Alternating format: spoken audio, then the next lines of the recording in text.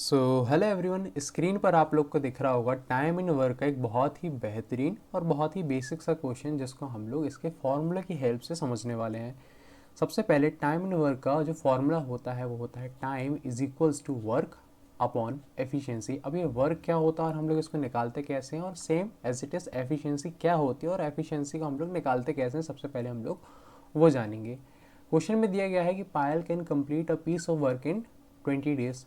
जो पायल है वो किसी काम को 20 डेज में कंप्लीट करती है। एंड सेम वर्क इधर लिखा है, सेम वर्क रानी कंप्लीट करती है उसको 30 डेज में। तो हम लोग यहाँ लिख लेंगे कि Rani can complete same work in 30 days.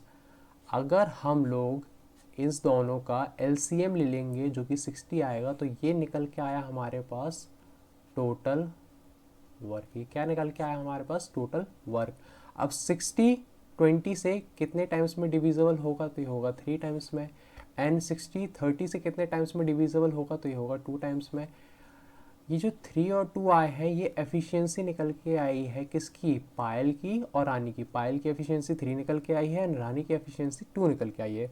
According to the question and according to the formula, time is equals to work upon efficiency होता है। अगर हम लोग लिखें time is equals to work upon efficiency, हमें क्वेश्चन ने पूछा है if they work together, together यानी साथ में काम कर रहे हैं, तो वो काम को कितने दिनों में कंप्लीट कर लेंगे। ठीक है, इफ़ दे वर्क टुगेदर तो उनको टाइम कितना लगेगा? अगर पायल और रानी साथ में काम कर रहे हैं तो जो टोटल वर्क निकल के है हमारा 60, और एफिशिएंसी क्योंकि दोनों साथ में काम करेंगे तो ये ऐड हो जाएगी 3 प्लस 2 जो कि हो जाएगी 5। फाइनल आंसर हमारा आएगा 12, यानी कि 12 डेज में वो साथ में उस काम को कंप्लीट कर लेंगे। अगर आपको ये क्वेश्चन समझ में आया हो तो ये एक उसकी के जैसा रेप्लिका क्वेश्चन है। अगर आपसे बनता है तो इसको कमेंट में इसका आंसर ज़रूर दें।